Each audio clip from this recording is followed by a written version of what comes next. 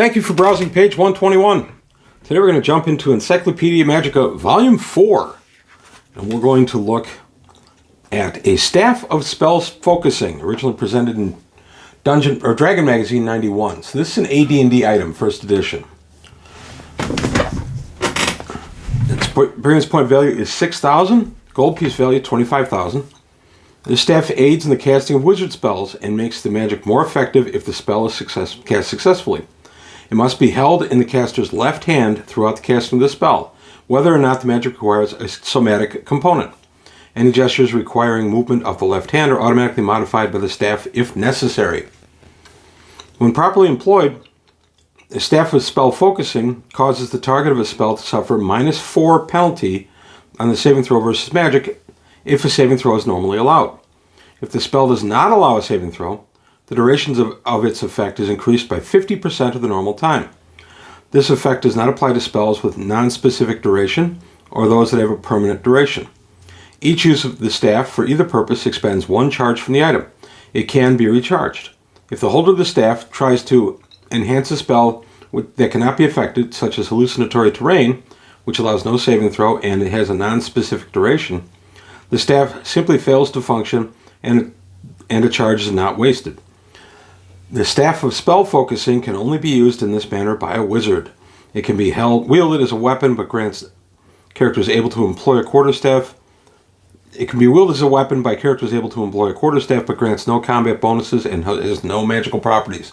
So you can't hit that pesky gargoyle with it. Well, you can hit him; it won't do anything because it's not at least a +1 weapon.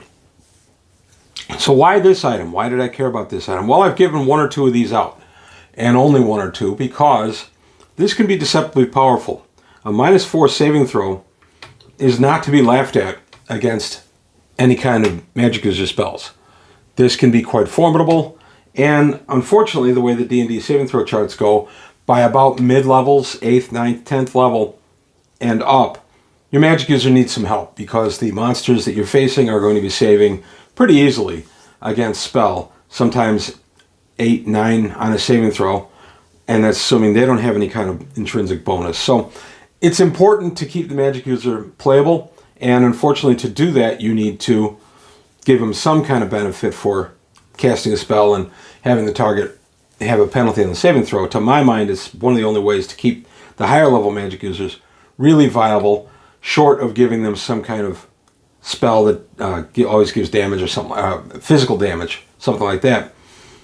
So the +4 or -4 saving throw can be important, especially if you combine it with other stuff, like a hold monster on one target would give a -3 saving throw per the spell write-up. So -4 plus -3 is -7. Now, we'll take it one step further, and you have the Robes of the Archmagi, which give a -4 saving throw versus mind-affecting spells. So we'll go back to my hold monster example. That would be -4 for the staff, -3 for the spell is -7, -4 for the mind-affecting spell from the Robes of the Archmagi. You're up to a -11. That is very formidable. You've got a spellcaster now that at least has some stuff that he can go to that's really going to help him go ahead and resolve his spells successfully. The problem becomes when you get to be around a 12th level magic user is that stuff does get saving throws versus what you're doing compared to, say, a 12th level fighter who just hits something. All he's got to do is roll his to hit, and he's had a successful hit, he does his damage. The magic user has to finish casting the spell, which can be a challenge sometimes in itself, and then it has to pass a saving throw in a lot of cases. That can be a real problem. You can end up with a magic user who just has a spell get saved. I had a game the other night, a couple of nights ago, where the player had thrown a hold monster. And a -3 saving throw because he threw it at one target. I thought, hey, this is great. I threw the saving throw out in front of everybody because I often do that to assure my players that I'm not cheating for or against them. And in front of everybody, I threw a 20 for my saving throw. At my table, that always saves. So there's nothing I could do with it, with the -3 or anything. I still would have saved regardless. But an actual 20, I don't even have to look up. I know that saves.